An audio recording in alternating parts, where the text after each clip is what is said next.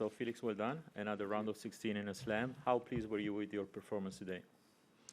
Yeah, I mean, it's tough to be more pleased than today's match, of course. We had a tight first set, actually. He had break points before me, and sometimes you're fortunate I was able to put that return on break point and make him miss the swing volley, and then the first set was done like this. But just knowing that I was serving so well throughout the match and that I was feeling the ball well, I just knew that if I could keep going, good things would happen. But of course, I didn't expect that score. So I think that's why I was always staying focused and ready for him to play well and be tricky. So just very happy with my overall performance and happy to be through. Matt. So you had two very long, tough matches in the first two rounds. This one was quite different. I'm curious, was that down to the different style of matchup, or you personally feeling a lot better, and what parts of your game were you most pleased with? Yeah, I think, again, serving good.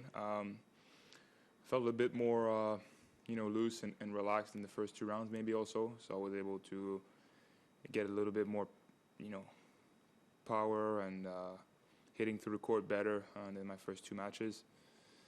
But I don't know, he beat me pretty bad a year ago in the finals here, so the matchup I expected, something very tough, and it was not easy. At the end, it was just me really staying focused, and I think once I had the advantage, never looking back, kept serving well, kept giving myself chances on the return. So, yeah, of course, it's better to win like this for the future of the tournament. But I felt good physically today, and I was ready to play more if I had to. And that's why I think we did some good work as a team to be ready for any outcome. Cain. Curious, on the match from last year, how much did you actually think about that when planning for this one, and how relevant is it? I didn't think much. I completely missed my match last year.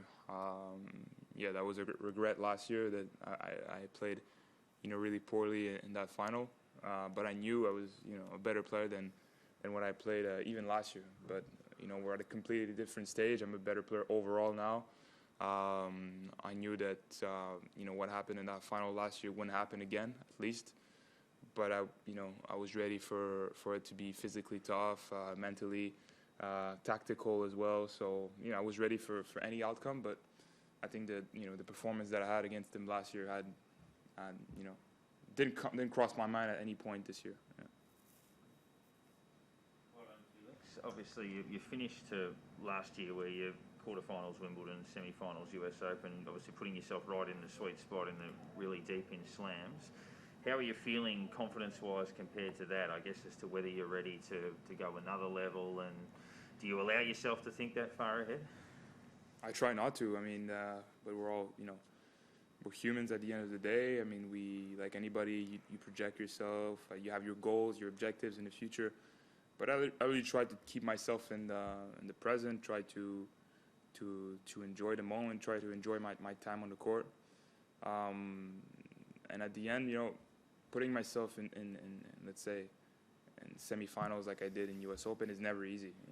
I came through two tough matches that I could have lost, in the first two rounds here. So, I think nothing is granted. Nothing is easy. It's not like you just granted a semifinal pass, in the future. So I have to grind. I have to win every match and deserve my position to be playing in semifinals or eventually in a final again. I mean, it's never going to be easy. Last two in the room, Matt and Cain. Wanted to ask about the experience you had of getting the winning point at the ATP Cup. You were the one who did it. How different did that match feel to your own individual finals that you've played? And do you think that experience will help you when you find yourself in a final again? We'll see. I mean, future will tell. But that's so I don't know. That's who knows? I mean, I don't have a crystal ball to see in the future. I mean, honestly, yeah, I mean, it's unfortunate I couldn't win a final so far. I mean, that one I played really well.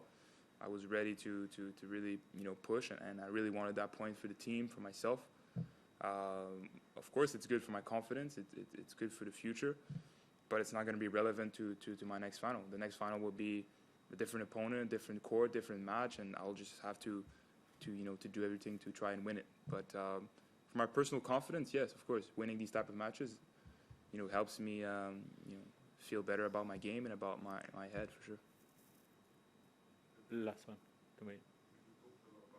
Growing experience, and I'm curious, what do you know, like this is I think like your fourth round in 6 slams. Curious, like what are the important things you know now about making kind of deep runs into the second week that you didn't know in 2020 before you did it?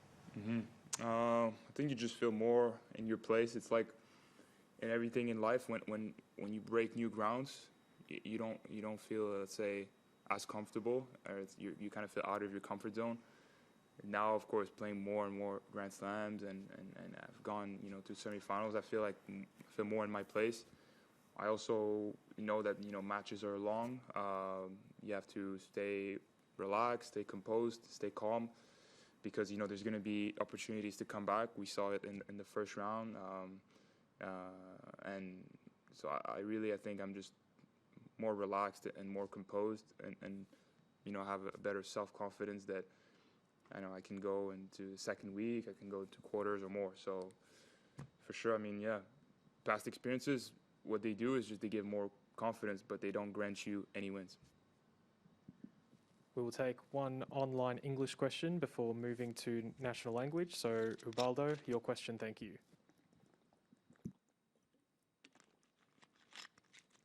Yes. Okay. I hope everyone forgives me, and you too.